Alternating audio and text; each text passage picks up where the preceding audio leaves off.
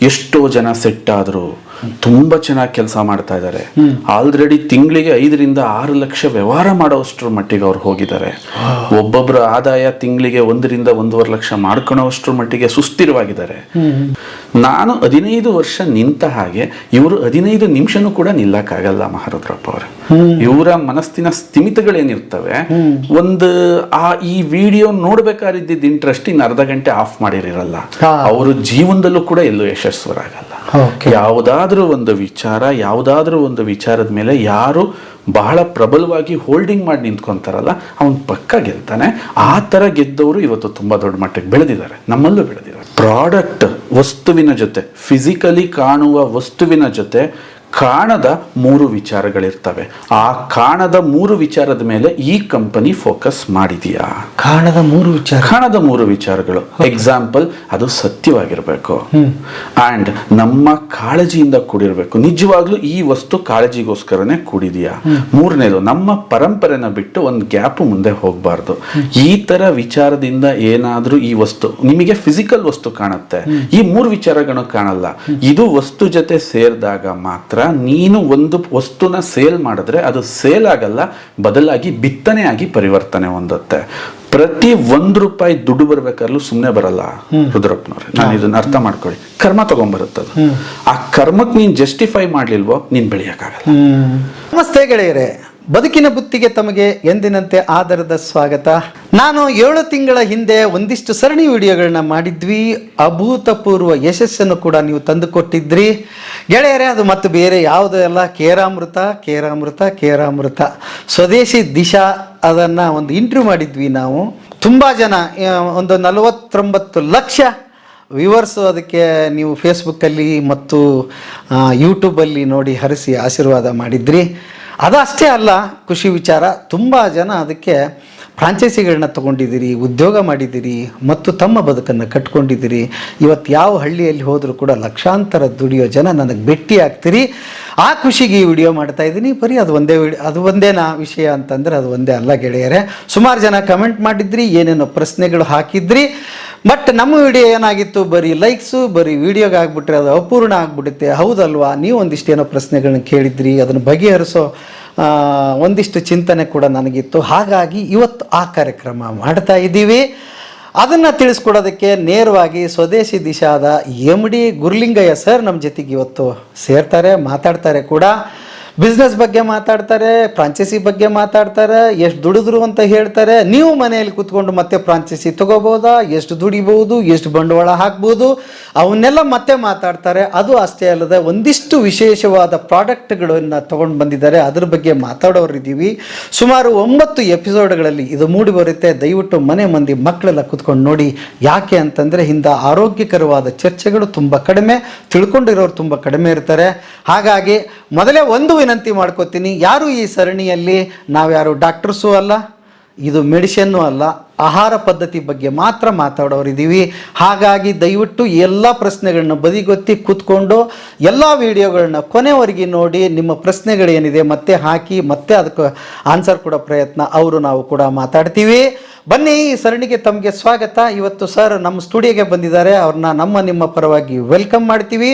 ಮತ್ತೊಂದು ವಿನಂತಿ, ಮತ್ತೊಂದು ಸಾರಿ ಮಾಡ್ತೀನಿ, ದಯವಿಟ್ಟು ಮನೆ ಮಂದಿ ಎಲ್ಲ ಕುತ್ಕೊಳ್ಳಿ. ಇಲ್ಲಿ ಆರೋಗ್ಯ ಇದೆ, ಉದ್ಯೋಗ ಇದೆ, ಹಣ ಗಳಿಕೆ ಇದೆ ಮತ್ತು ಮನೆಯ ಮಂದಿ ಎಲ್ಲ ಕುತ್ಕೊಂಡು ನೋಡ್ತಕ್ಕಂಥ ಒಂದು ಬದುಕಿನ ಬುತ್ತಿ ಕೂಡ ಇದೆ. ಹಾಗಾಗಿ ತಮಗೆ ಆಧಾರದ ಸ್ವಾಗತ ಕೋರ್ತಾ ಇವತ್ತು ಗುರುಲಿಂಗಯ್ಯನವರು ನಮ್ಮ ಜೊತೆಗಿದ್ದಾರೆ. ಅವ್ರನ್ನ ಬರಮಾಡ್ಕೊಳ್ತೀನಿ. ನಮಸ್ತೆ ಸರ್.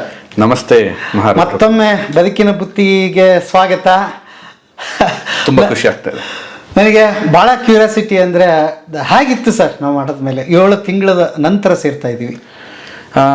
ತುಂಬಾ ಜನಕ್ಕೆ ನಾವು ಪರಿಚಯ ಇಲ್ಲದೆ ಇರೋ ಜಾಗದಿಂದನೂ ಕೂಡ ನಮಗೆ ಕರೆಗಳು ಬರಕ್ಕೆ ಸ್ಟಾರ್ಟ್ ಆದವು. ಎಷ್ಟೋ ಜನ ರಿಟೈರ್ಡ್ ಅಫಿಷಿಯಲ್ಸ್ ಇರ್ಬೋದು, ಹೌಸ್ ವೈಫ್ಗಳಿರ್ಬೋದು.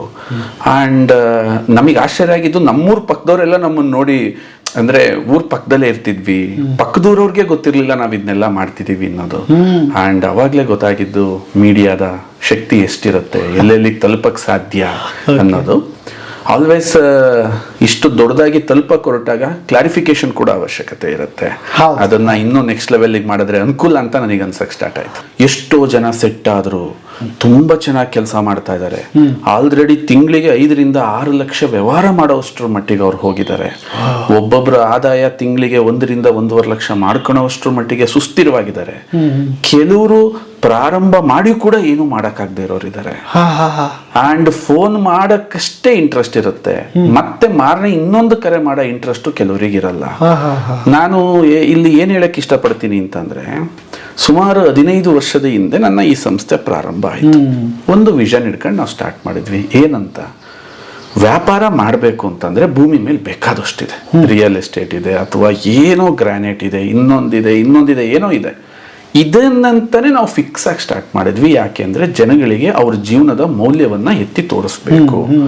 ಅಂಡ್ ತೆಂಗಿನ ಮಹತ್ವವನ್ನ ನಾನ್ ಜಗತ್ತಿಗೆ ತೋರಿಸಿ ಹೇಳ್ಬೇಕು. ಇದೆಷ್ಟು ಪವರ್ಫುಲ್ ಪ್ರಾಡಕ್ಟ್. ಯಾಕೆಂದ್ರೆ ತೆಂಗನ್ನ ಬೆಳೀತಾ ಇದ್ವಿ, ಅದರಲ್ಲೇ ಹುಟ್ಟಿದ್ವಿ, ಅದರ ಸುಸಿನ ಮಾಡ್ತಾ ಇದ್ವಿ. 50 ಎಕರೆ ತೋಟ ನಮ್ದು. ನನ್ನಂಗೆ ಅನುಭವಿಸ್ತಿರೋ 100 ಜನ ರೈತರ ಕಷ್ಟ ನನ್ನ ಕಣ್ಣಲ್ಲಿ ನೋಡಿದ್ದೆ.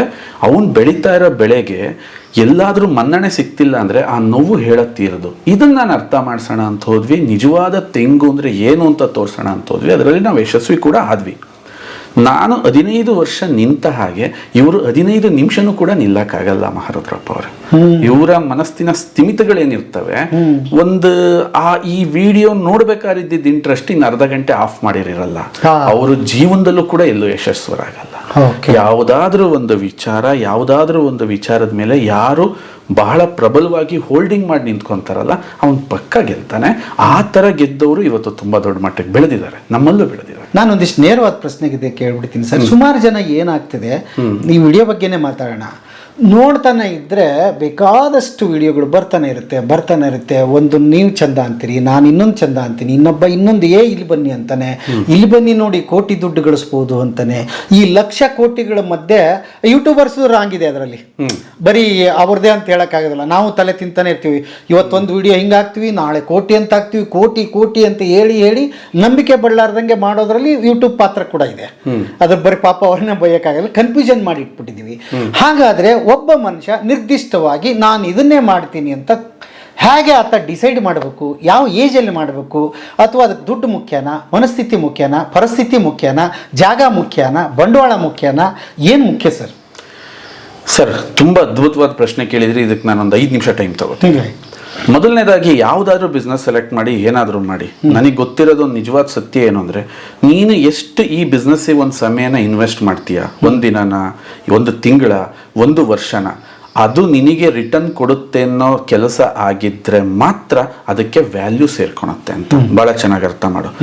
ಮಾರ್ಕೆಟಲ್ಲಿ 100 ಥರದ ವಸ್ತುಗಳು ಸಿಗುತ್ತೆ. ನಾನು ಅದು ಮಾರ್ತೀನಿ, ಅದರಿಂದ ಲಾಭ ಬರ್ತಿದೆ, ಮುಗೀತು. ಅಲ್ಲಿಗೆ ನಿನ್ನ ಬೆಳವಣಿಗೆ ಸಾಧ್ಯ ಇಲ್ಲವೇ ಇಲ್ಲ. ಆ ಥರದ್ದು ಮಾಡ್ತಾ ಇದ್ರೆ ನೀನು ಸಾಯೋ ತನಕ ವ್ಯಾಪಾರನೇ ಮಾಡಬೇಕಾಗತ್ತೆ.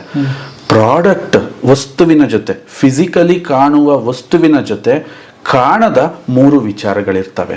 ಆ ಕಾಣದ 3 ವಿಚಾರದ ಮೇಲೆ ಈ ಕಂಪನಿ ಫೋಕಸ್ ಮಾಡಿದೆಯಾ? ಕಾಣದ 3 ವಿಚಾರಗಳು. ಎಕ್ಸಾಂಪಲ್, ಅದು ಸತ್ಯವಾಗಿರ್ಬೇಕು ಅಂಡ್ ನಮ್ಮ ಕಾಳಜಿಯಿಂದ ಕೂಡಿರ್ಬೇಕು. ನಿಜವಾಗ್ಲೂ ಈ ವಸ್ತು ಕಾಳಜಿಗೋಸ್ಕರನೇ ಕೂಡಿದೆಯಾ? 3ನೇದು, ನಮ್ಮ ಪರಂಪರೆನ ಬಿಟ್ಟು ಒಂದು ಗ್ಯಾಪ್ ಮುಂದೆ ಹೋಗಬಾರ್ದು. ಈ ತರ ವಿಚಾರದಿಂದ ಏನಾದ್ರೂ ಈ ವಸ್ತು ನಿಮಗೆ ಫಿಸಿಕಲ್ ವಸ್ತು ಕಾಣುತ್ತೆ, ಈ 3 ವಿಚಾರಗಳು ಕಾಣಲ್ಲ. ಇದು ವಸ್ತು ಜೊತೆ ಸೇರಿದಾಗ ಮಾತ್ರ ನೀನು ಒಂದು ವಸ್ತುನ ಸೇಲ್ ಮಾಡಿದ್ರೆ ಅದು ಸೇಲ್ ಆಗಲ್ಲ, ಬದಲಾಗಿ ಬಿತ್ತನೆ ಆಗಿ ಪರಿವರ್ತನೆ ಹೊಂದುತ್ತೆ. ನಾನು ಹೇಳೋದನ್ನ ಕರೆಕ್ಟಾಗಿ ಅರ್ಥ ಮಾಡ್ಕೊಳ್ಳಿ ಸರ್. 1 ಗಂಟೆ ಕೆಲಸ ಮಾಡಿ, 1 ತಿಂಗಳು ಕೆಲಸ ಮಾಡಿ, 1 ವರ್ಷ ಕೆಲಸ ಮಾಡಿ, ಆ ಮಾಡಿರೋ ಕೆಲಸನ ತಿರುಗಿ ನೋಡಿದಾಗ ಅದರಿಂದ ರಿಟರ್ನ್ ಬರ್ತಿದೆಯಾ ಅಂತ ನಿನಗೆ ಅನ್ಸಿದ್ರೆ ಮಾತ್ರ ಆ ಕೆಲಸದಲ್ಲಿ ಮುಂದುವರಿ ಅಂತ ಹೇಳ್ತೀನಿ. ಇದು ಮೊದಲನೇ ವಿಚಾರ. 2ನೇ ವಿಚಾರ, ಸರ್ ಜೀವನದಲ್ಲೇ ಏನೋ ಮಾಡೋಕ್ಕಾಗಿಲ್ಲ, ನಿನ್ನಲ್ಲಿ ಹೆಂಗಿದೆ ಅಂತಂದ್ರೆ ತುಂಬಾ ಕನ್ಫ್ಯೂಷನ್ಸ್ ಇದೆ, ಮಲ್ಟಿಪಲ್ ಥಾಟ್ಸ್ ಇದೆ, ಪ್ರಬಲವಾಗಿರಬೇಕು. ಯಾಕೆ ಅಂತಂದ್ರೆ ನಾನು ನಿಮಗೆ ಇನ್ನೊಂದು ವಿಚಾರನ ತಿಳಿಸ್ತೀವಿ. ನಾವ್ ಯಾಕೆ ಈ ಕ್ಷೇತ್ರನ ಸೆಲೆಕ್ಟ್ ಮಾಡ್ಕೊಂಡಿದೀವಿ ಅಂತಂದ್ರೆ, ಇನ್ನೊಂದು ಸ್ವಲ್ಪ ದಿನ ಬಿಟ್ರೆ ಈ ಉಳಿದ ಎಲ್ಲಾ ಕ್ಷೇತ್ರಗಳಿಗಿಂತ ಈ ಆರೋಗ್ಯ ಕ್ಷೇತ್ರ ಅನ್ನೋದೇನಿದೆ, ಇದು ಹೆಚ್ಚು ಬೇಡಿಕೆ ಇರ್ತಕ್ಕಂತಹ, ಜನಮನ್ನಣೆ ಗಳಿಸ್ತಕ್ಕಂತಹ ಮತ್ತು ಅವಶ್ಯಕತೆ ಇರ್ತಕ್ಕಂತಹ ಕ್ಷೇತ್ರ. ಇದರಲ್ಲಿ ನಾವು ಕಲ್ತಿದ್ದೇನೋ, ನಾವಂತಲ್ಲ ಇಡೀ ಪ್ರಪಂಚದಲ್ಲಿ ಚರ್ಚಾ ವಿಷಯವೇನೋ, ಆಹಾರವೇ ಔಷಧ ಅಂತ. ಈ ಆಹಾರದಿಂದ ಔಷಧ ಮಾಡ್ಲಿಕ್ಕೆ ಸಾಧ್ಯವಂತ ಆಲೋಚನೆ ಮಾಡಿ ಇವತ್ತು ಈ ಮಟ್ಟಕ್ಕೆ ಬಂದು ನಾವು ನಿಂತಿದ್ದೀವಿ. ಇಲ್ಲಿ ಒಂದು ಸಣ್ಣ ಪ್ರಶ್ನೆ ಇದೆ, ಕೇಳ್ಬಿಡ್ತೀನಿ, ಆಮೇಲೆ ಮುಂದುವರ್ಸರಿ.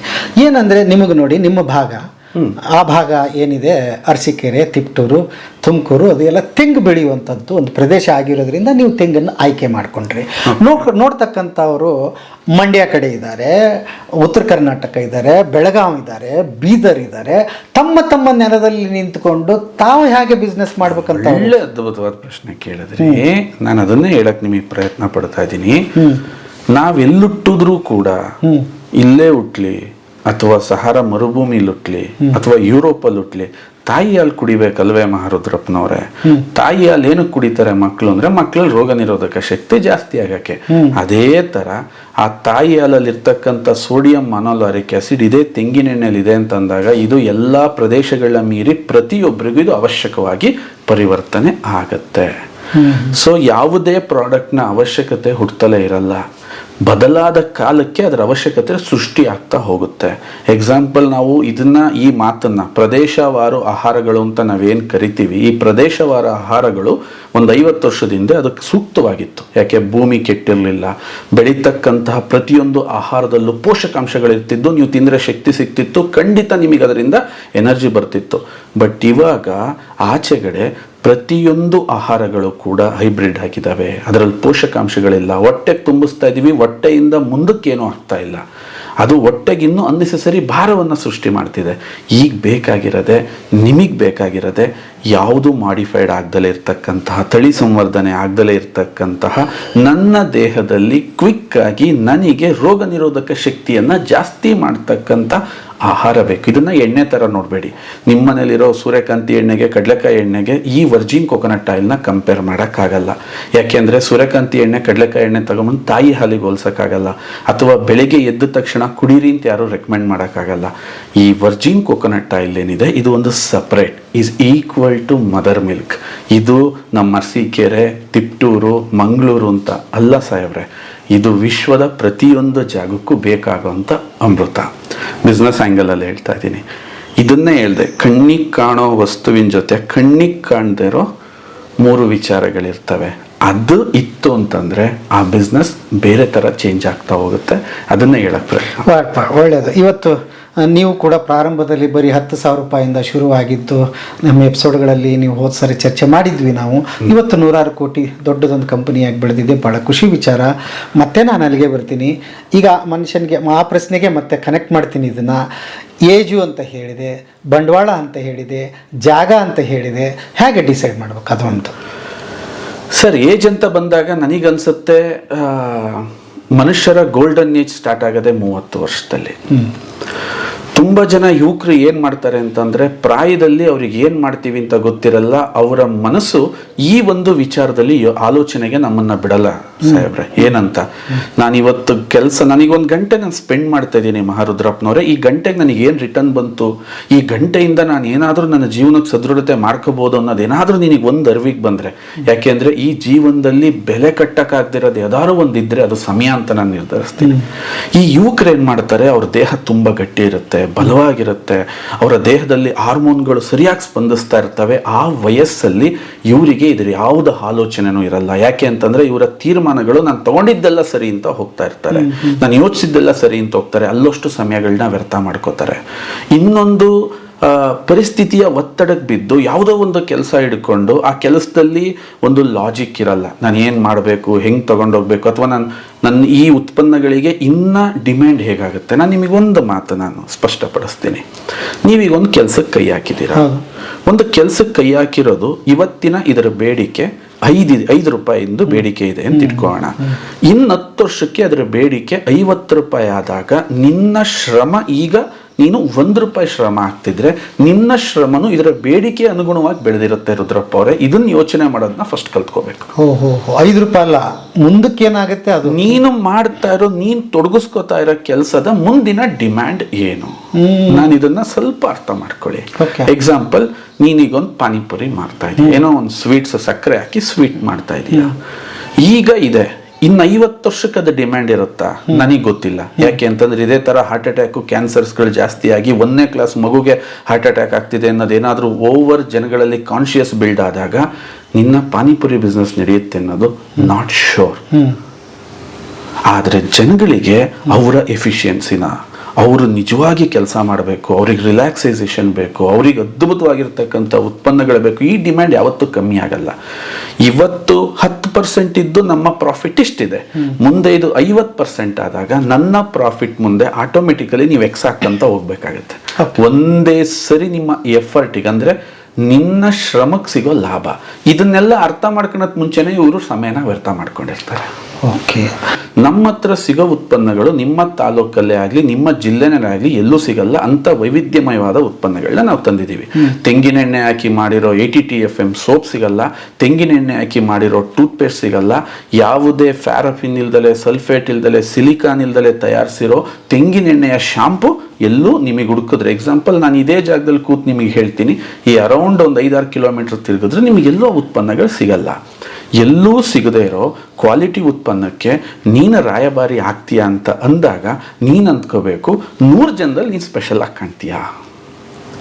ಸೊ ನಮ್ಮ ಕಂಪನಿಯ ಉದ್ದೇಶ ಪ್ರತಿಯೊಂದು ವಿಚಾರದಲ್ಲೂ, ಎಕ್ಸಾಂಪಲ್ ನಾವೀಗ ಹೇಳ್ತೀನಿ, ಮುಂದೆ ನಾವು ನಾರಿನಾಂಶಕ್ಕೋಸ್ಕರ ಫೈಬರ್ಗೋಸ್ಕರ ಒಂದು ಉತ್ಪನ್ನನ ಇಂಟ್ರೊಡ್ಯೂಸ್ ಮಾಡಿದ್ದೀವಿ, ಅದು 99% ಜನಕ್ಕೆ ಗೊತ್ತೇ ಇಲ್ಲ.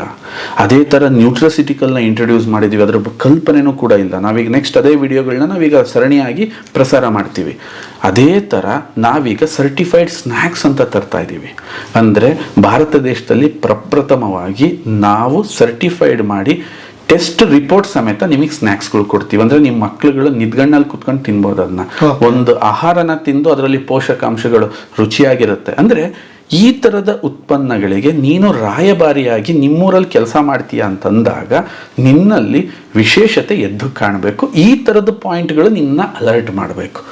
ಎಲ್ಲರೂ ಮಾರೋದನ್ನ, ಎಲ್ಲರೂ ಸೇಲ್ ಮಾಡೋದನ್ನ ನೀನು ಮಾಡೋಕ್ಕೆ ಹೋದಾಗ ನಿಮ್ಮೂರಲ್ಲಿ ನೀನೊಬ್ಬ ಉದ್ಯಮಿಯಾಗಿ ಸಿಗಲ್ಲ. ಎಲ್ಲರ ಹತ್ರನೂ ಸಿಗೋದು ನಿನ್ನ ಹತ್ರ ಸಿಗುತ್ತೆ ಅಂತ ನೀನೇನು ಸ್ಪೆಷಲ್ ಆಗ್ತೀರಾ? ಓಕೆ, ಹಾಗಾದ್ರೆ ಒಂದು ನೇರವಾದ ಪ್ರಶ್ನೆ ಸರ್ ಇದು. ಆಲ್ರೆಡಿ ನಮ್ಮ ಮನೆಯಲ್ಲಿ ಎಲ್ಲವೂ ಇದೆ, ಜೀವನ ನಡೀತಾನೆ ಇದೆ, ಯಾವುದಕ್ಕೂ ಕೊರತೆ ಇಲ್ಲ. ಎಣ್ಣೆ ಬೇಕಾ ಎಣ್ಣೆ ಇದೆ, ಕೊಬ್ಬರಿ ಎಣ್ಣೆ ಬೇಕಾ ಕೊಬ್ಬರಿ ಎಣ್ಣೆ ಇದೆ, ತಲಾಂತರದಿಂದ ಇತಿಹಾಸ ಇದೆ, ನಮ್ದು ಬದುಕಿ ಬಿಟ್ಟಿದೀವಿ. ಕೇರಾಮೃತ ಬಂದಿದ್ದು ಈಗ. ಹಾಗಾದ್ರೆ ಹೇಳಿ ನನಗೆ, ನಾನು ಎಷ್ಟು ಅವಶ್ಯ ಕೇರಾಮೃತ ಅಥವಾ ನಿಮ್ಮ ಪ್ರಾಡಕ್ಟ್ ಅನ್ನು ಬಳಸುವಂಥದ್ದು ಒಂದನೇ ಪ್ರಶ್ನೆ ಬಳಕೆದಾರರಿಗೆ. ಇನ್ನೊಂದು ನಿಮ್ಮ ಫ್ರಾಂಚೈಸಿ ತಗೊಂಡು ಮಾರೋನಿಗೆ ಇನ್ನೊಂದು ಪ್ರಶ್ನೆ ಇದೆ, ಆ ಮನೆಯಲ್ಲಿ ಕೇರಾಮೃತಕ್ಕೆ ಜಾಗ ಹೇಗೆ ಆತ ಹುಡುಕೋದು, ಹೆಂಗೆ ಕನ್ವಿನ್ಸ್ ಮಾಡೋದು? ಇಷ್ಟೆಲ್ಲ 108 ಕಂಪ್ನಿಗಳಿದೆ, ಶಾಂಪೂನೇ ತೊಗೊಂಡ್ರೆ 1000 ಕಂಪ್ನಿ ಇದೆ, ಸೋಪ್ ತೊಗೊಂಡ್ರೆ 1,00,000 ಇದೆ, ಹೇಗೆ ಆತ ಕನ್ವಿನ್ಸ್ ಮಾಡ್ಬೇಕು? ಏನು ಸ್ಕಿಲ್ ಇರ್ಬೇಕು ಆತನ ಹತ್ರ ಅಂತೀರಿ? ಎಸ್, ಮೊದಲನೇ ಸ್ಕಿಲ್, ಪ್ರತಿಯೊಬ್ಬರು ಕೂಡ ಜನ ಪ್ರತಿ ಕ್ಷಣ ತನ್ನನ್ನ ತಾನು ಕ್ವಾಲಿಟಿ ಮಾಡ್ಕೊಳ್ಳೋದ್ರ ಕಡೆಗೆ ಪ್ರಯತ್ನ ಪಡ್ತಾ ಇದ್ದಾನೆ. ಮಾರುದ್ರಪ್ಪನವರೇ ಅರ್ಥ ಮಾಡ್ಕೊಳ್ಳಿ, ಹಿಂದೆ ಕಾರ್ ಅಂದ್ರೆ ಏನಿತ್ತು, 4 ಚಕ್ರ ಇರಬೇಕು, ಒಂದು ಸ್ಟೇರಿಂಗ್ ಇರಬೇಕು ಅಷ್ಟೇ. ಅದು ದಡಬಡ ಅನ್ಲಿ, ಅದು ಹೆಂಗಾರು ಅಡ್ಡಾಡ್ತಿರ್ಲಿ, ಅದು ಊರಲ್ಲಿ ಬಂದ್ರೆ ಮಂದಿ ಎಲ್ಲ ನಿಂತ್ಕೊಂಡು ನೋಡ್ತಾ ಇದ್ರು, ವಾವ್ ಕಾರ್ ಐತಪ್ಪ ನೋಡಿ ಇಷ್ಟು ಚೆನ್ನಾಗೈತಿ ಅಂತ. ಆ ಕಾರಿಗೆ ಬಂತು ಪವರ್ ಸ್ಟೇರಿಂಗ್ ಅಂತ ಬಂತು, ಪವರ್ ವಿಂಡೋಸ್ ಅಂತ ಬಂತು, ವೀಲ್ ಬಂತು, ಅದು ಬಂತು, ಇದು ಬಂತು, ಒಳಗೆ ABS ಬಂತು. ಈಗ ನಿನ್ನ ಕಾರ್ ನಿನ್ನೆ ಮಾತಾಡುತ್ತೆ, ಅದು ನಿನ್ನ ಮಾತಾಡ್ಸುತ್ತೆ. ಪ್ರತಿ ಕ್ಷಣ ಜನ ಏನು ಮಾಡ್ತಾ ಇದ್ದಾರೆ, ಅವ್ರನ್ನ ಬೆಟರ್ ಮಾಡ್ಕೊಳಕ್ಕೆ ಟ್ರೈ ಮಾಡ್ತಾ ಇದ್ದಾರೆ. ಈ ಬೆಟರ್ ಆಗ್ತಾ ಇರ್ತಕ್ಕಂಥ ಸಮಯ ಇದೆಯಲ್ಲ, ಇದು ಆಹಾರದ ಬಗ್ಗೆ ಯಾರು ಯೋಚನೆ ಮಾಡಿರಲಿಲ್ಲ ರುದ್ರಪ್ಪನವ್ರೆ. ಕರೆಕ್ಟಾಗಿ ಇಟ್ಕೊಳ್ಳಿ. ವಸ್ತುಗಳಲ್ಲಿ ಎಲ್ಲ ಬೆಟರ್ ಮಾಡ್ಕೊತ ಬಂದರು. ಮೊಬೈಲ್ ಫಸ್ಟ್ ಕೀ ಫೋನ್ ಇತ್ತು, ಲ್ಯಾಂಡ್ಲೈನಿಂದ ಕೀ ಫೋನಿಗೆ ಬಂದರು, ಆಮೇಲೆ ಸ್ವಲ್ಪ ಅದರಲ್ಲೆಲ್ಲ ಕ್ಯಾಮ್ರಾ ಬಂತು, ರೇಡಿಯೋ ಬಂತು, ಈಗ ಪ್ರಪಂಚವೇ ಬಂತು ಮೊಬೈಲ್ ಒಳಗೆ. ಬಟ್ ಇಷ್ಟಕ್ಕೆ ನಿಲ್ಸಿದ್ದೀವ? ನಿಲ್ಲುತ್ತಾ ಇಲ್ಲಿಗೆ? ಈಗ ಹೇಳ್ರಿ, ನೀವೀಗ ಗುರ್ಲಿಂಗಯ್ಯನವರೇ, ನಾನು ಇವತ್ತಿಂದ ಮೊಬೈಲ್ ತಗೊಳಲ್ಲ, ಮುಂದಿನ ಸರಿ ಬಂದ್ರೆ ಬೇರೆ ಮೊಬೈಲ್ ಇರುತ್ತೆ, 2 ವರ್ಷ ಬಿಟ್ರೆ ಇನ್ನೊಂದು ಮೊಬೈಲ್ ಇರುತ್ತೆ. ಇದು ಯಾವ ತರ ಮನುಷ್ಯನಲ್ಲಿರ್ತಕ್ಕಂತಹ ಇಂಪ್ರೂವ್ ಆಗಬೇಕು, ಅದೇ ಬುದ್ಧಿನೇ ಅವನ್ನ ಕಾಡು ಮನುಷ್ಯನಿಂದ ಇವತ್ತವರೆಗೂ ಕರ್ಕೊಂಬಂದು ನಮ್ಮಿಬ್ರನ್ನ ಕ್ಯಾಮ್ರಾದ ಮುಂದೆ ಕೂರಂಗ್ ಮಾಡಿರೋದು. ಅದೇ ತರ ಆಹಾರದಲ್ಲಿ ನಾನು ಬದಲಾಗಬೇಕು, ನನ್ನ ಮನೆನ ಇಂಪ್ರೂವ್ ಮಾಡ್ಕೋಬೇಕು, ನನ್ನ ಮಕ್ಕಳು ಇಂಪ್ರೂವ್ ಆಗಬೇಕು. ಎಕ್ಸಾಂಪಲ್, ಒಂದು ಸಾಮಾನ್ಯ ಸಾಬೂನನ್ನು ನಾನು ದಿನನಿತ್ಯ ಬಳಸಿದ್ರೆ ಲಕ್ಷಾಂತರ ಸರಿ ಬಳಸ್ತೀನಿ, ಟ್ರಿಲಿಯನ್ ಗಟ್ಟಲೆ ಹೋಲ್ಸ್ ಇದೆ. ಇದು ದಿನನಿತ್ಯ ಸ್ವಲ್ಪನೇ ಡ್ಯಾಮೇಜ್ ಮಾಡ್ತಾ ಬಂದರೆ 20-30 ವರ್ಷದಲ್ಲಿ ಡ್ಯಾಮೇಜ್ ಆಗುತ್ತೆ ಅನ್ನೋ ಸತ್ಯ ಈಗ ಅರ್ಥ ಆಗ್ತಿದೆ ಜನಕ್ಕೆ. ಆ್ಯಂಡ್ ಶಾಂಪೂ ನಾನು ತಲೆಯ ಮೇಲ್ಭಾಗದಲ್ಲಿ ಬಳಸ್ತೀನಿ, ಅದು ಇಡೀ ನನ್ನ ದೇಹಕ್ಕೆ ಸ್ಪ್ರೆಡ್ ಆಗುತ್ತೆ, ಅದರಲ್ಲಿರೋ ರಾಸಾಯನಿಕಗಳು ನನ್ನ ಕಣ್ಣನ್ನು ಕುರುಡು ಮಾಡ್ತವೆ ಅನ್ನೋದು ಈಗ ಅರ್ಥ ಆಗ್ತಿದೆ. ಸೊ ಇಂಪ್ರೂವ್ ಮಾಡಬೇಕು ಅಂದಾಗ ಅವ್ರಿಗೆ ಬರೋ ಫಸ್ಟ್ ಆಪ್ಷನಲ್ಲಿ ನನ್ನ ಪ್ರಾಡಕ್ಟೇ ಮುಂಚೂಣಿಲಿರುತ್ತೆ. ಈ ಅವಶ್ಯಕತೆನ ಅರ್ಥ ಮಾಡಿಸೋವಷ್ಟು ಶಕ್ತಿ ನಿನ್ನಲ್ಲಿರಬೇಕು. ಮೊದಲನೇದು ಅರ್ಥ ಮಾಡ್ಕೊಳ್ಳಿ. ಯಾವ್ದಿದ್ರು ಇರ್ತಾರೆ, ಯಾವ್ದು ಇಲ್ಲಾಂದ್ರೂ ಇರ್ತಾರೆ ರುದ್ರಪ್ಪ ಅವರೇ. ಈಗಲೇ ಭೂಮಿ ಮೇಲಿರೋ ಎಲ್ಲಾ ಕಾರುಗಳು ತಮ್ಮ ಕೆಲಸವನ್ನ ನಿಲ್ಸೋದು ಯಾರು ಪ್ರಾಣ ಬಿಡೋರಿದ್ದಾರೆ? ಯಾರು ಬಿಡಲ್ಲ, ಎಲ್ಲರೂ ಬದುಕ್ತಾರೆ. ಇವತ್ತಿಗೆ ಆಪಲ್ ಕಂಪ್ನಿ ಇಲ್ಲ ಅಂದ್ರೆ ಪ್ರಪಂಚದಲ್ಲಿ ಜನಸಂಖ್ಯೆ ಇರುತ್ತೆ, ಆದ್ರೆ ಇಷ್ಟು ಜನದೊಳಗೆ ನನ್ನ ಆ್ಯಪಲ್ನ ಅವಶ್ಯಕತೆ ಏನು ಅಂತ ಅವ್ರು ಹೆಂಗೆ ಸಾರಿ ಹೇಳ್ತಾರೋ, ಇದೇ ಥರ ನಾವು ಹೇಳ್ತೀವಿ ನಮ್ಮ ಉತ್ಪನ್ನದ ಅವಶ್ಯಕತೆ ಖಂಡಿತ ನಿನಗೆ ಈ ಸ್ಪರ್ಧಾತ್ಮಕ ಜಗತ್ತಲ್ಲಿ ಏನಾದರೂ ಹೆಲ್ತನ್ನು ಪಡಿಬೇಕು ಅಂದರೆ ಅವಶ್ಯಕತೆ ಹೇಳಿ ನನಗೆ. ನ್ಯಾಚುರಲ್ ಆಗಿ ನೀನು ರೋಗ ನಿರೋಧಕ ಶಕ್ತಿನ ಹೆಚ್ಚಿಸ್ಕೊಳಕ್ಕೆ ನಿನಗೆ ಇರೋ ಸುಲಭವಾದ ವಿಧಾನ ಯಾವುದು? ನಾನು ನಿನಗೆ ಹೇಳ್ತೀನಿ. 10 ml ವರ್ಜಿನ್ ಕೊಕೊನಟ್ ಆಯಿಲ್ ಕುಡಿ ಅಂತ ಹೇಳ್ತಾ ಇದ್ದೀವಿ. 1 mlಗೆ ₹1 ಕಮ್ಮಿ ಇದೆ. 10 mlಗೆ ₹10 ಆಯ್ತು. ನೀನು ಕುಡಿದ 10 ನಿಮಿಷದಲ್ಲಿ ನಿನ್ನ ದೇಹದಲ್ಲಿ ಅದು ಕೆಲಸನ ಸ್ಟಾರ್ಟ್ ಮಾಡಿ ನಿನ್ನ ದೇಹನ ಸದೃಢಗೊಳಿಸುತ್ತೆ. ಈ ಥರದ್ದು ಒಂದು ಉತ್ಪನ್ನ ಹೇಳ್ಬಿಡಿ, ಇಲ್ಲೇ ನಾನು ಸಂಭಾಷಣೆ ಅರ್ಧಕ್ಕೆ ನಿಲ್ಲಿಸ್ತೀನಿ. ಇದು ಸತ್ಯ. ನೀನು ಯಾವ ರೀತಿ ನೋಡ್ತಿದೀಯಾ, ಜನಗಳ ಜೊತೆ ಯಾವ ರೀತಿ ಮಾತಾಡ್ತಿದೀಯಾ, ಇದ್ರ ಮೇಲೆ ನಿನ್ನ ಯಶಸ್ಸು ನಿಂತಿರುತ್ತೆ. ಫ್ರಾಂಚೈಸಿ ತಗೊಳೋದು ಎಕ್ಸಾಂಪಲ್ 30 ಮಾಡಿ ನೀನು ಫೇಲ್ ಆಗಿ 31ನೇದಕ್ಕೆ ನಂದಕ್ಕೆ ಬರಬಾರ್ದು. 30 ಆಲ್ರೆಡಿ ಫೇಲ್ ಆಗಿದೆ, ಯಾಕೆ ಫೇಲ್ ಆಯ್ತು ಅಂತ ನೀನು ಯೋಚನೆ ಮಾಡಬೇಕು. Very simple. ಒಂದು ಸಾಂಬಾರ್ ಸೊಪ್ಪು ಬಗ್ಗೆ ಮಾತಾಡೋಣ. ₹5 ಇರುತ್ತೆ ಒಂದು ಕಂತೆ ಮಾರಿ 50 ಪೈಸೆ ಲಾಭ ಇರುತ್ತೆ. ಅದನ್ನ ಮಾರಕ್ಕೆ 10 ಜನ ಅಲ್ಲಿ ಕಾಂಪಿಟೇಷನ್ ಇರ್ತಾರೆ. 1 ಗಂಟೆ ನೀನ್ ಮಾರೋದ್ರಲ್ಲಿ 1 ಗಂಟೆ ತಡಬಡಾಯಿಸಿದ್ರು ಕೂಡ ಅದು ಬತ್ತೋಗುತ್ತೆ, ಸಂಜೆಗೆ ಇಟ್ರೆ ಒಣಗೋಗುತ್ತೆ. ಅಷ್ಟು ರಿಸ್ಕ್ ಇರೋ, ಕಮ್ಮಿ ಪ್ರಾಫಿಟ್ ಇರೋ ಸಾಂಬಾರ್ ಸೊಪ್ಪು ಮಾರಕ್ಕೇನೆ ಅಷ್ಟು ಜನ ಕ್ಯೂ ಅಲ್ಲಿ ನಿಂತಿರ್ಬೇಕಾದ್ರೆ, ಅಷ್ಟು ಕಷ್ಟ ಪಡ್ತಿರ್ಬೇಕಾದ್ರೆ ನೀನ್ ಅದನ್ನೇ ಗೆಲ್ಲಕ್ಕಾಗ್ದಿದ್ದನು, ಅದನ್ನೇ ಮಾಡಕ್ಕಾಗ್ದಿದ್ದನು. ಇಂಥ ಉತ್ಪನ್ನಗಳನ್ನ ಫಸ್ಟ್ ನಿನ್ನಲ್ಲಿ ನಿನಗಿರ್ಬೇಕಾಗಿರೋದು, ನನ್ನ ಭವಿಷ್ಯದಲ್ಲಿ ಈ ಸಂಸ್ಥೆ ಎಷ್ಟು ಅಡ್ವಾಂಟೇಜ್ ಆಗಿದೆ, ನನಗೆಷ್ಟು ಸಹಾಯವಾಗುತ್ತೆ ನನ್ನ ಜೀವನದಲ್ಲಿ. ಯಾಕೆ ನಾನು ಒಂದು ಮಾತು ಹೇಳ್ತೀನಿ, ಪ್ರತಿ ₹1 ದುಡ್ಡು ಬರ್ಬೇಕಾದ್ರೂ ಸುಮ್ಮನೆ ಬರಲ್ಲ ರುದ್ರಪ್ಪನವ್ರೆ. ನಾನು ಇದನ್ನ ಅರ್ಥ ಮಾಡ್ಕೊಳ್ಳಿ. ಕರ್ಮ ತಗೊಂಡ್ಬರುತ್ತದು. ಆ ಕರ್ಮಕ್ಕೆ ನೀನ್ ಜಸ್ಟಿಫೈ ಮಾಡ್ಲಿಲ್ವೋ ನೀನ್ ಬೆಳೆಯಕ್ಕಾಗಲ್ಲ. ನಿನ್ನ ಬೆಳವಣಿಗೆ ಬಂದು 1 ಕೋಟಿಗೋ 2 ಕೋಟಿಗೋ, ಎಕ್ಸಾಂಪಲ್ ಈ 15 ವರ್ಷದಲ್ಲಿ ನಾವು ಇವತ್ತು ಬೆಳೀತಾ ಇದ್ದೀವಿ. ಇನ್ನೊಂದು ವರ್ಷ ಬಿಟ್ಟು ನೋಡಿದ್ರೆ ನಾವು ಇನ್ನೇನೋ ಆಗಿರ್ತೀವಿ. ನಾನು ಇಲ್ಲೇ ಹೇಳ್ತೀನಿ ಓಪನ್ ಆಗಿ. ಯಾಕೆಂದ್ರೆ ನಮ್ಮ ಪ್ರಾಜೆಕ್ಟ್ಗಳು ನಮಗೆ ಟೈಮ್ ಸಾಕಾಗ್ತಿಲ್ಲ. ನಾವೇನು ಮಾತಾಡ್ತಾ ಇದ್ದೀವಿ, ನಾವೇನು ಯೋಚಿಸ್ತಾ ಇದ್ದೀವಿ, ಅಷ್ಟು ಸ್ಪೀಡಾಗಿ ನಾವು ಹೋಗ್ತಾ ಇದ್ದೀವಿ. ಯಾಕೆ? ಜಸ್ಟಿಫಿಕೇಶನ್, ನ್ಯಾಯ ಕೊಡೋದು. ನೀನು ನಿನಗೆ ಬರ್ತಿರೋ ₹1 ಏನು ನ್ಯಾಯ ಕೊಟ್ಟೆ? ಪ್ರತಿಯೊಂದು ಕಂಪ್ನಿ, ಯಾವ ಕಂಪ್ನಿ ಅವನು ತಗೊಂಡ ದುಡ್ಡಿಗೆ ನ್ಯಾಯ ಕೊಡ್ತಾವೋ ಹೆಮ್ಮರವಾಗಿ ಬೆಳೀತವೆ. ಅಂಥ ಸಂಸ್ಥೆಗೆ ನಿನ್ನನ್ನು ಕರಿತಾ ಇದ್ದೀವಿ. ಬಾ, ನೀನಷ್ಟು ವಿಶೇಷವಾಗಿ ಬಾ, ನೀನು ಆ ಮನಸ್ಥಿತಿಲಿ ಬಾ, ಸುಮ್ಮನೆ ಟ್ರೈ ಮಾಡೋಣ, ಸುಮ್ಮನೆ ಒಂದು ಗೋಲಿ ಹೊಡೆಯೋಣ. ಮಾಡಕ್ ಕೆಲಸ ಇಲ್ಲ, ಅದಕ್ಕೋಸ್ಕರ ಇದನ್ನು ಆರಿಸ್ಕೊಳ್ಳೋಣ. ಅವ್ರಿಗೆ ಖಂಡಿತ ಇಲ್ಲಿ ಯಶಸ್ಸಿಲ್ಲ. ಫೋನು ಮಾಡಕ್ ಹೋಗ್ಬೇಡಿ, ಬರಕ್ಕೂ ಹೋಗ್ಬೇಡಿ. ವೇಸ್ಟ್, ಟೈಮ್ ವೇಸ್ಟ್ ಅದು. ಸರ್, ನನ್ನ ಜೀವನದಲ್ಲಿ ಪರಿಸ್ಥಿತಿ ಹಾಳಾಗೋಗ್ಬಿಡುತ್ತು, ನನ್ನ ಜೊತೆ ಮೋಸ. ನಾನು ಹಾರ್ಡ್ ವರ್ಕರ್ ಸರ್, ನಾನು ಕ್ರಿಯೇಟಿವಿಟಿ, ಬಟ್ ಪರಿಸ್ಥಿತಿ ನನ್ನ ಸಿಗಾಕ್ಸ್ಬಿಡ್ತು. ಆಸ್ ಎ ನಾನು ಹೌಸ್ ವೈಫ್ ಸರ್, ನಾನು ಕಷ್ಟಪಡ್ತಾ ಇದ್ದೀನಿ ಸರ್. ನಾನು ಯಾವುದೋ ಒಂದು ಬ್ಯಾಂಕಲ್ಲಿ ಎಂಪ್ಲಾಯ್ ಆಗಿದ್ದೆ. ಏಜ್ ಮ್ಯಾಟ್ರೇ ಆಗಲ್ಲ ಸರ್. ನಮ್ಮ ಹತ್ರ ಒಬ್ರು ತುಂಬಾ ಸೀನಿಯರ್ ಮೋಸ್ಟ್ ವ್ಯಕ್ತಿ 68 ವರ್ಷದಲ್ಲಿ ಬಂದು ಸಂಸ್ಥೆಯ ಏರಿಯಾ ಡೆವಲಪ್ಮೆಂಟ್ ಆಫೀಸರ್ ಆದ್ರು. ಸಂಸ್ಥೆಯ ಏರಿಯಾ ಡೆವಲಪ್ಮೆಂಟ್ ಆಫೀಸರ್ ಅಂತಂದ್ರೆ ಮಿನಿಮಮ್ 20 ಲಕ್ಷದ ಮೇಲೆ ಅವರು ಬಿಸ್ನೆಸ್ನ ಕೊಡಬೇಕು. ಅದನ್ನ ಅವ್ರು 68 ವರ್ಷದಲ್ಲಿ ಬಂದು ಸಾಧಿಸಿ ತೋರಿಸಿದ್ರು ನಮ್ಗೆ. ಇವತ್ತು ನಮ್ಮ ಕಂಪ್ನಿಯಲ್ಲಿ ತುಂಬಾ ರೆಸ್ಪೆಕ್ಟ್ ಇದೆ ಅವ್ರಿಗೆ. ಹುಬ್ಳಿ ಭಾಗದವ್ರು. ಏನಕ್ಕೆ KB ಶೆಟ್ಟರ್ ಅಂತೆ.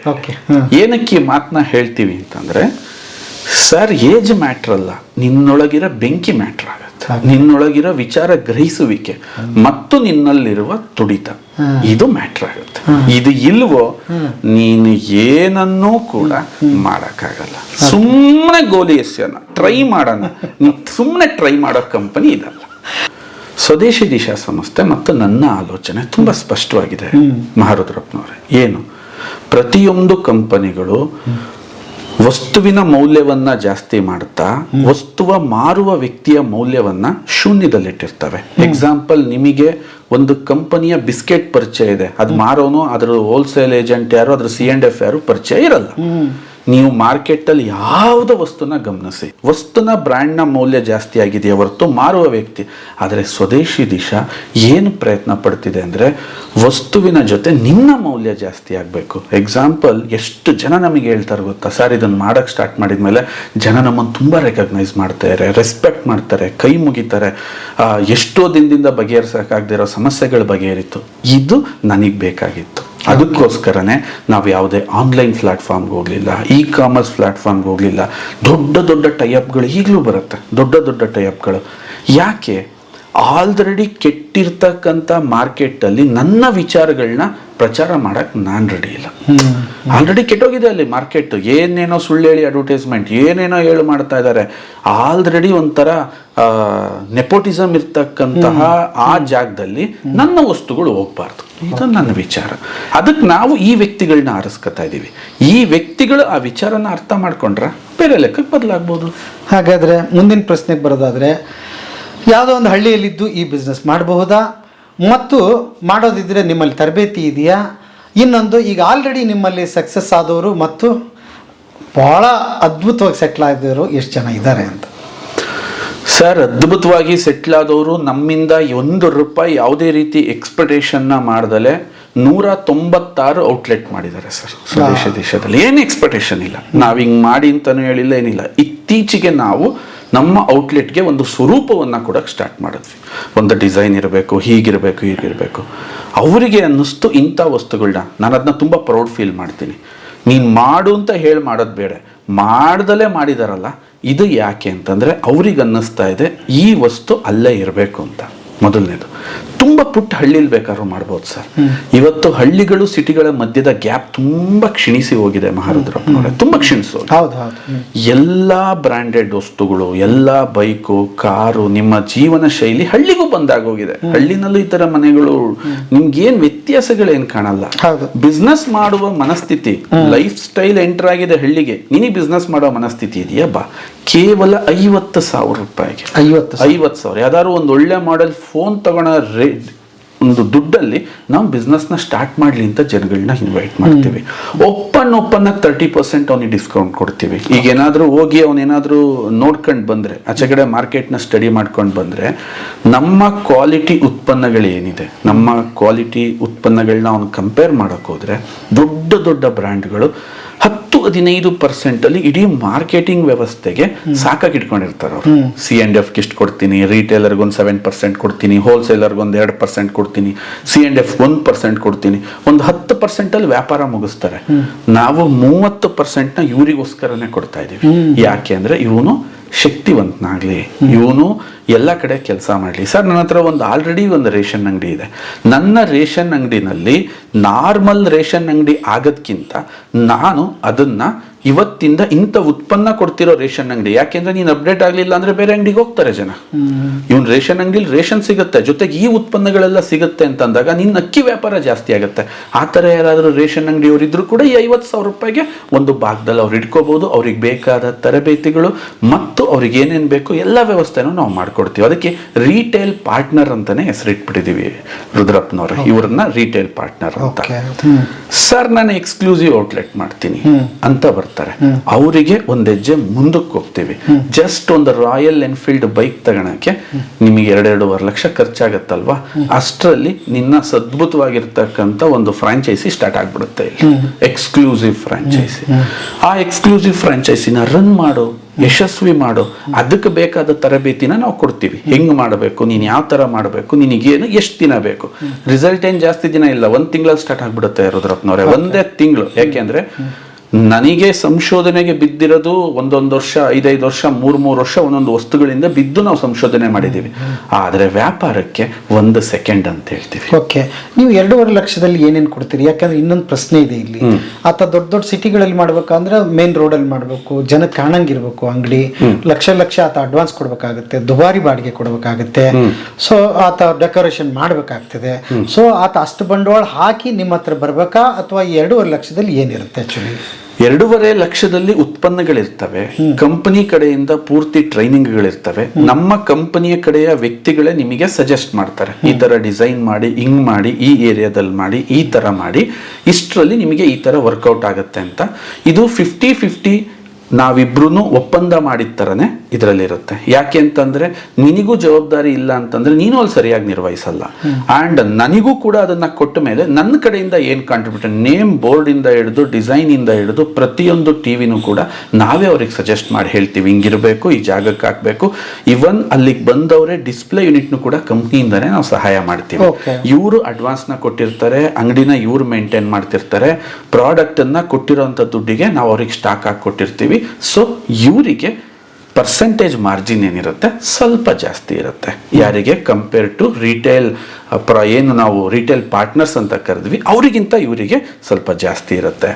ನಂತರದಲ್ಲಿ ಒಂದು ಶಾಪನ್ನು ಮಾಡಿದೆ, ನೀನು ಯಶಸ್ಸನ್ನು ಆದೆ. ನೆಕ್ಸ್ಟ್ ನೀನೇನಾದರೂ ಅದೇ ಥರದ 5 ಶಾಪನ್ನು ಮಾಡಿದ್ರೆ ನಾವು ನಿನಗೊಂದು ಪ್ರಮೋಷನನ್ನು ಕೊಡ್ತೀವಿ.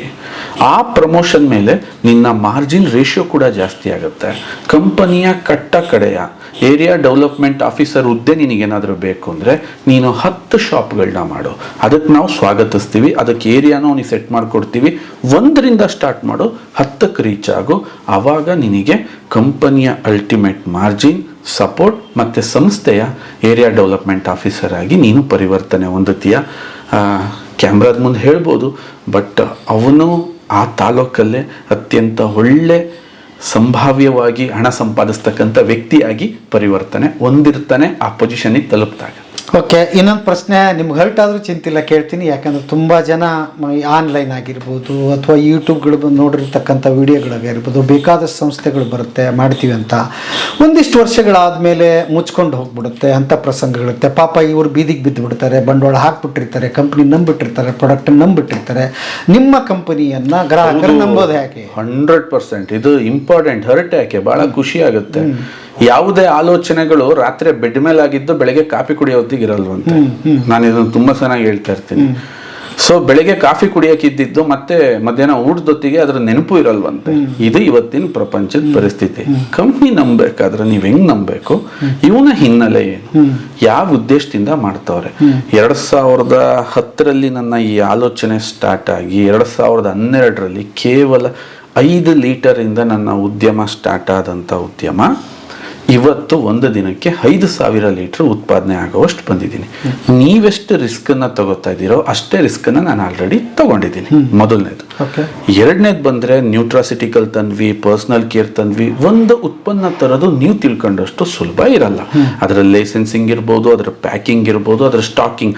ಉತ್ಪನ್ನ ತರೋದು ಹೋಗ್ಬಿಟ್ಟು ತರೋದಲ್ಲ. ನಿನ್ನ ಸ್ವಂತ ಲಾಂಚ್ ಅಂತಂದ್ರೆ ಮಿನಿಮಮ್ ಇಷ್ಟು ಕ್ವಾಂಟಿಟಿ ಅಂತಿರುತ್ತೆ, ಇಷ್ಟಂತಿರುತ್ತೆ. ಎಕ್ಸಾಂಪಲ್, ಈಗ ಅರೌಂಡ್ ನಾವು ಸ್ಟಾಕ್ ಅಂತಾನೆ ಬಂದಾಗ ಮಿನಿಮಮ್ ಒಂದು 50 ಕೋಟಿ ಸ್ಟಾಕ್ನೇ ಮೇಂಟೈನ್ ಮಾಡಬೇಕಾಗತ್ತೆ. ಈಗ ನಮ್ಮದು ನ್ಯೂಟ್ರಿ ಫುಡ್ ಅಂತ ಅಂದರೆ ಸರ್ಟಿಫೈಡ್ ಸ್ನ್ಯಾಕ್ಸ್ ಅಂತ ಹೇಳಿ ಫಾಸ್ಟಾಗಿ ಹೋಗ್ತಕ್ಕಂಥ ಫುಡ್ ಶ್ರೇಣಿನ ತರ್ತಾ ಇದ್ದೀವಿ. ಫ್ಯಾಕ್ಟ್ರಿಗೆ 10 ಕೋಟಿ ಇನ್ವೆಸ್ಟ್ ಮಾಡ್ತಾ ಇದ್ದೀವಿ, ಒಂದು ಫ್ಯಾಕ್ಟ್ರಿಗೇನೆ.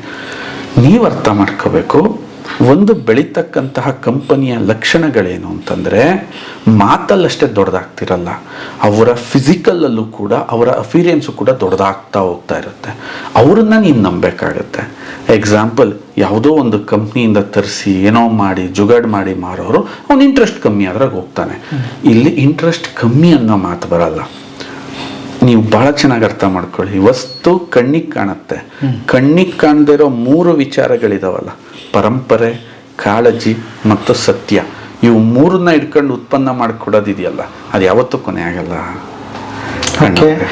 ಈಗ ನಿಮ್ಮಲ್ಲಿ ತರಬೇತಿಗೆ ಬರ್ಬೇಕಂತಂದ್ರೆ ಎಲ್ಲಿಗೆ ಬರಬೇಕು ಮತ್ತು ಅದಕ್ಕೇನಾದ್ರೂ ಏಜ್ ಇದೆಯಾ? ಹೆಣ್ಮಕ್ಳು ಗಂಡು ಮಕ್ಕಳು? ನಥಿಂಗ್ ಆ ಥರ ಏನಿಲ್ಲ. ಯಾಕೆ ಅಂತಂದ್ರೆ ನನ್ನ ಪ್ರಕಾರ ಓದಿರೋರೆಲ್ಲ ಸರಿ, ಓದ್ದಲೇ ಇರೋರೆಲ್ಲ ಅವರನ್ನ ಗಡಿಪಾರು ಮಾಡ್ಬಿಡ್ಬೇಕು, ದೇಶ ಬಿಟ್ಟು ಓಡಿಸ್ಬೇಕು. ಅದೆಲ್ಲ ರುದ್ರಪ್ಪ ಅವರೇ. ನಿನ್ನಲ್ಲಿ ನಿಜವಾಗ್ಲೂ ಜನರನ್ನ ಪ್ರತಿನಿಧಿಸ್ತಕ್ಕಂತಹ ಸ್ಕಿಲ್ ಇದೆಯಾ? ನಿನಗೆ ಸಮಾಜದಲ್ಲಿ ಬೆಲೆ ಬೇಕು ಅಂತ ಏನಾದ್ರು ಅನ್ನಿಸ್ತಿದೆಯಾ?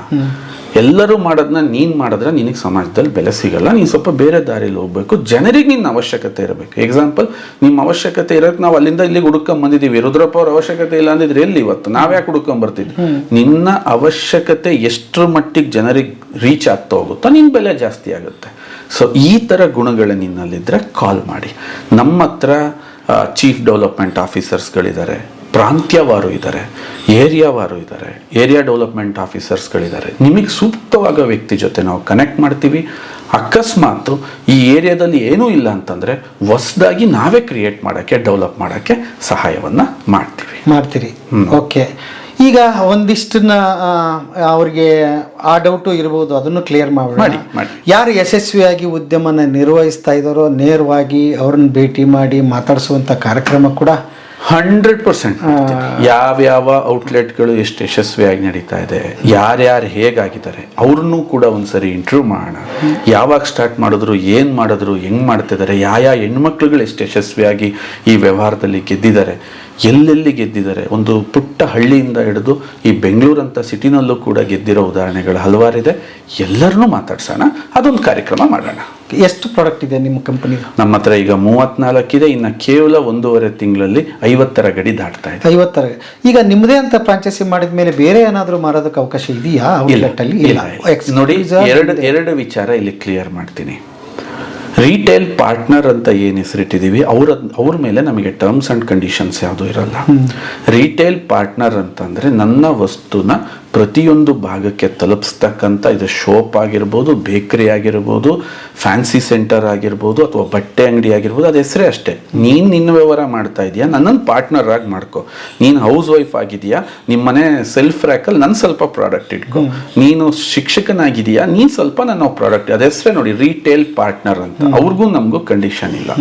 ಎಕ್ಸ್ಕ್ಲೂಸಿವ್ ಔಟ್ಲೆಟ್ ಅಂತ ಬಂದಾಗ ನಾವಲ್ಲಿ ಎಕ್ಸ್ಕ್ಲೂಸಿವಿಟಿನ ಮಾತ್ರ ನೋಡ್ತೀವಿ. ಯಾಕೆ ಅಂತಂದರೆ ಮುಂದಿನ ದಿನದಲ್ಲಿ ನಾವು 100ಕ್ಕೂ ಹೆಚ್ಚು ಉತ್ಪನ್ನಗಳನ್ನ ಫೋಕಸ್ ಮಾಡ್ತಾ ಇದ್ದೀವಿ. ಆ 100ಕ್ಕೂ ಹೆಚ್ಚು ಉತ್ಪನ್ನಗಳ ಮುಖಾಂತರ ವಿಶೇಷವಾಗಿರೋ ಒಂದು ಇದನ್ನ ಮಾಡ್ಬೇಕಂತಿದೀವಿ. ಸೊ ಹಾಗಾಗಿ ನಾವು ಎಕ್ಸ್ಕ್ಲೂಸಿವಿಟಿನ ಬಯಸ್ತೀವಿ. ಇನ್ನೊಂದು ಗೊತ್ತಾಗ್ಬಿಡ್ಲಿ ವೀಕ್ಷಕರಿಗೆ, ಬರೀ ಸಕ್ಸಸ್ ಮಾತಾಡಿದ್ವಿ, ಫೇಲ್ಯೂರ್ ಆಗಿರೋರು ಇದಾರಾ, ಅಥವಾ ಆದರೆ ಯಾಕೆ ಫೇಲ್ಯೂರ್ ಆದರು? ಫೇಲ್ಯೂರ್ ಆಗಿರೋದು ಪ್ರಮಾಣ ನನಗೆ ಗೊತ್ತಿರಂಗೆ 1% ಇದೆ ರುದ್ರಪ್ಪ ಅವರೇ, 1% ಇದೆ. ಅದಕ್ಕಿಂತ ಜಾಸ್ತಿ ಇಲ್ಲ. ಆಸಕ್ತಿ ಜಾಸ್ತಿ ಇರುತ್ತೆ, ಬಟ್ ಫೀಲ್ಡ್ಗೆ ಇಳಿದು ಕೆಲಸ ಮಾಡಲ್ಲ.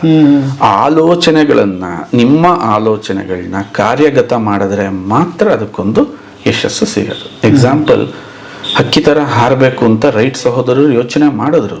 ಲೋಹದ ಅಕ್ಕಿ ಹಾರಿಸೋದು, ಹುಡುಗಾಟದ ಕೆಲಸನ ಹಾರಿಸಿದ್ರು. ಅದಕ್ಕೆ ಅವ್ರ ಹೆಸರು ಇತಿಹಾಸದಲ್ಲಿ ಶಾಶ್ವತವಾಗಿದೆ. ಹಂಗೆ ನಾನಿಲ್ಲಿ ಹೇಳ್ತಾ ಇದ್ದೀನಿ, ಸರ್ಟಿಫೈಡ್ ಸ್ನ್ಯಾಕ್ಸ್ ಅಂತ ತುಂಬ ಚಾಲೆಂಜಸ್ ಇದೆ, ಬಟ್ ತರಬೇಕು. ತಂದ್ರೆ ಮಾತ್ರ ಅದು ಸಾಧ್ಯ ಆಗುತ್ತೆ. ಅಂದರೆ ಆಲೋಚನೆನ ಕಾರ್ಯರೂಪಕ್ಕೆ ತರೋ ಅಂಥವ್ರು ಒಬ್ಬರು ಫೇಲ್ ಆಗಿಲ್ಲ. ಒಬ್ಬರು ಫೇಲ್ ಆಗಿಲ್ಲ. ಆರೋಗ್ಯಕ್ಕೆ ಸ್ವದೇಶಿ ದೇಶ ಪ್ರಾತಿನಿಧ್ಯ ಕೊಡುತ್ತೆ. ಇಂಥ ಆರೋಗ್ಯವನ್ನು ಹಂಚತಕ್ಕಂಥ ಸಂಸ್ಥೆಗೆ ನಾವು ನಿಮ್ಮನ್ನು ಸ್ವಾಗತಿಸ್ತಾ ಇದ್ದೀವಿ. ಓಕೆ, ಅದ್ಭುತವಾಗಿತ್ತು ಸರ್. ಈಗ ಮುಂದಿನ ನಿಮ್ಮ ಡೀಟೇಲ್ ಪ್ರಾಡಕ್ಟ್ಗಳಿಗೆ ಹೋಗೋಣ. ಅವನ್ನ ಯಾರು ತಪ್ಪಾಗಿ ಭಾವಿಸೋದೇನು ಬೇಡ. ಇದು ತೊಗೊಂಬಿಟ್ರೆ ಏನೋ ಆಗ್ಬಿಡುತ್ತೆ ಜಾದು ಅಂತ ಏನಿಲ್ಲ. ಆಹಾರ ಸರಣಿ ಅದು. ಆರೋಗ್ಯ ಚೆನ್ನಾಗಿದ್ರೆ ಆರೋಗ್ಯ ಚೆನ್ನಾಗಿದ್ದೇ ಇರುತ್ತೆ. ಸೊ ಹಾಸ್ಪಿಟ್ಲಿಗೆ ಖರ್ಚಾಗೋದು ಉಳಿಯುತ್ತೆ, ಆರೋಗ್ಯನ ಉಳಿಯುತ್ತೆ ಅನ್ನೋದೊಂದು. ಸೊ ಮುಂದಿನ ಸಂಚಿಕೆಗಳಿಗೆ ಒಂದೊಂದು ಸಂಚಿಕೆನ ಒಂದೊಂದು ವಿಚಾರಕ್ಕಾಗಿ ಮೀಸಲಿಡೋಣ. ಡಯಾಬಿಟಿಸ್ನ ಒಂದ್ಸರಿ ತಿಳಿಯೋಣ. ಗ್ಯಾಸ್ಟ್ರಿಕ್ ಅಂದ್ರೆ ಏನು, ನಿಮಗೆ ಗೊತ್ತಿಲ್ಲದಿರೋ ಹೊಸ ವಿಚಾರಗಳನ್ನ ನಿಮಗೆ ಅರ್ಥ ಮಾಡಿಸ್ತೀನಿ. ಏನು ಎಸಿಡಿಟಿ ಅಂದ್ರೆ ಏನು, ಅದಕ್ಕಿರೋಂಥ ಸಮಸ್ಯೆಗಳೇನಾಗ್ತವೆ, ನಿದ್ರಾಹೀನತೆ ಅಂದ್ರೇನು, ಒಂದೊಂದು ಎಪಿಸೋಡ್ ಆಗಿ ವೀಕ್ಷಣೆ ಮಾಡೋಣ. Okay, thank you sir. Thank you. ಅದ್ಭುತವಾಗಿತ್ತು, ಖುಷಿ ಆಯಿತು. Thank you very much.